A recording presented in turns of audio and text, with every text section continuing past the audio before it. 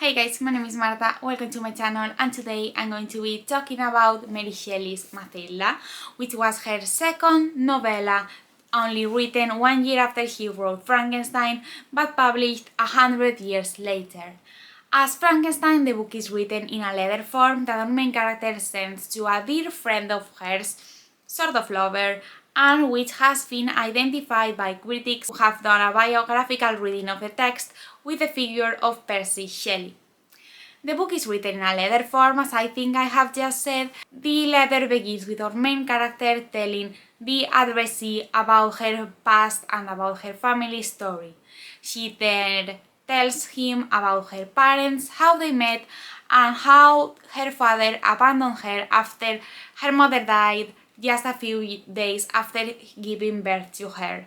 We get told then that she was taken care of by her aunt, who wasn't the nicest person and who left her to the cares of a nurse. She describes her childhood with this nurse as a sort of happy childhood, having in mind all she had gone through. Then we soon get introduced to the figure of her father, who comes back and who, as soon as he sees her, immediately falls in love with her. One of the main topics of the book is that of incest, as you can see, and that theme comes hand in hand with that of parental abandonment and with that of guilt. Guilt being one of the main feelings that our main character is going to express through this letter, and which is going to be related to that of incest, since he feels as if it was her fault that her father has fallen in love with her. Some other romantic topics that are very present in this work are that of nature. Nature is in this novel described both as a safe place, but at the same time as a very dangerous one, where one is not deprived of his inner feelings. In fact, early in the story, we get told how our main character and her father went to this old house in the middle of the nature, and how it is there where she claims to have committed a sin similar of that of Eve in the biblical story of Adam and Eve, and relying that sin with the fact that her father is now in love with her.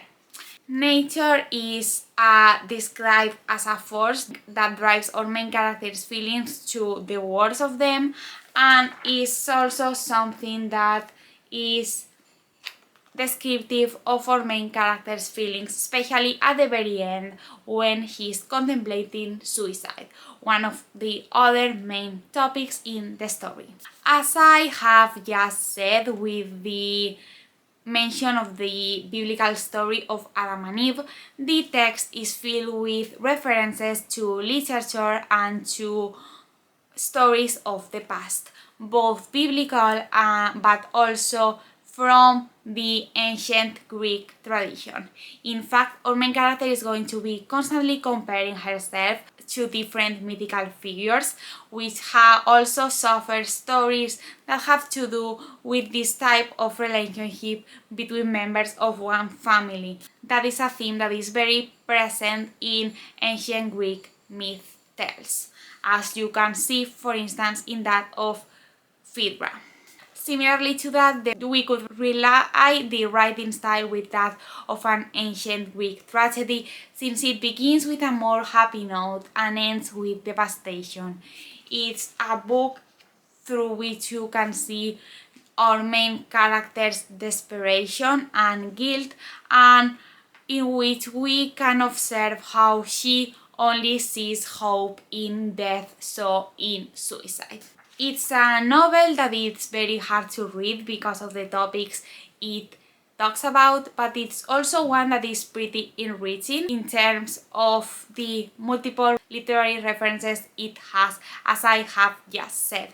In fact, through this text you can observe how Mary Shelley was a very cultured person and how she knew a lot not only of her own tradition but also of the literary tradition in general. And staying with tragedy topic in the novel, the tragic pathway of her life story is something that is also emphasized by our main character, who says at one point I thought, a tragedy, a character that he comes to see act. Now and then he gives me my cue that I may make a speech more to his purpose. Perhaps he is already planning a poem in which I am to figure. I am a farce and play to him, but to me this is all dreary reality. He takes all the profit and I bear all the burden.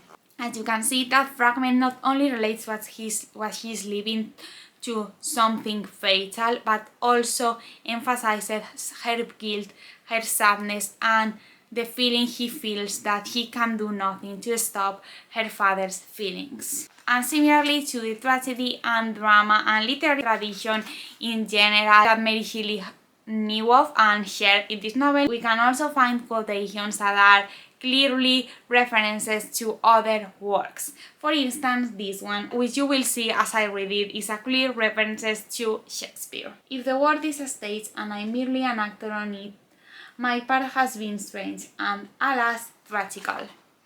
Another quote that, as the one beforehand, relates her life story with that present in a tragedy. The book is also filled with numerous other quotes that have to do with the feelings of guilt and in which she shares the mixed vision she has of her father, in a part seeing him as the one who is guilty of being in love with her, and on the other hand in which she is the one who feels all the guilt.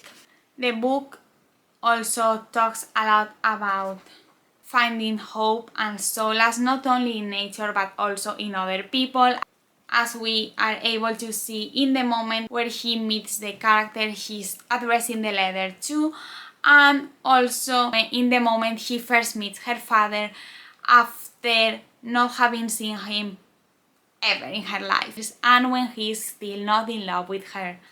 And lastly, since this is a very short book and I cannot say much without giving away too many spoilers, I would like to highlight this quote, which has to do with the theme of suicide, which I have said is one of the most common topics that are dealt with in the novel and in many other works from the Romantic period.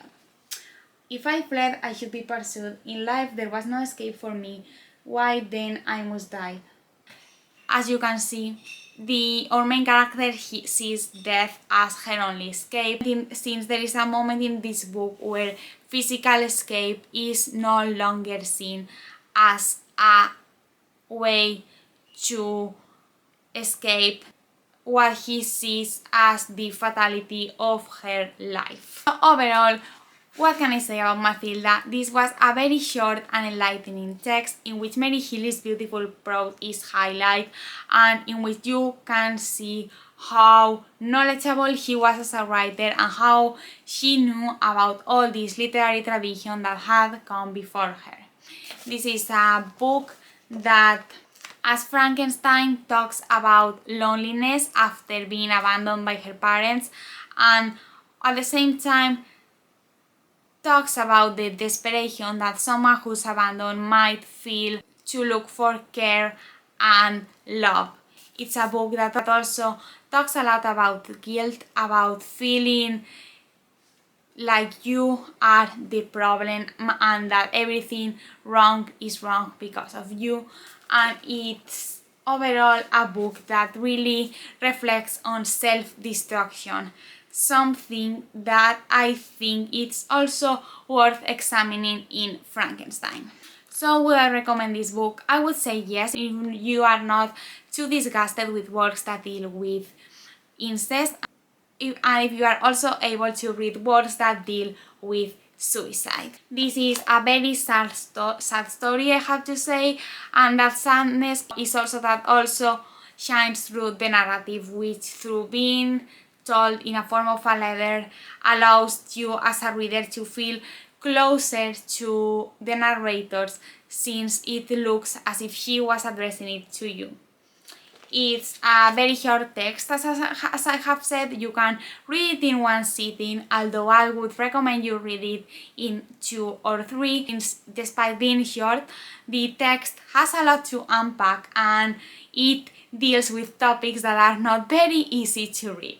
I guess that was all for today. Comment down below if you read Mathilda. Comment down below what are your thoughts on Mary Shelley as a writer. Personally, I'm a huge fan of Frankenstein, and as soon as I found out that this text had some similarities to it, I had to pick it up.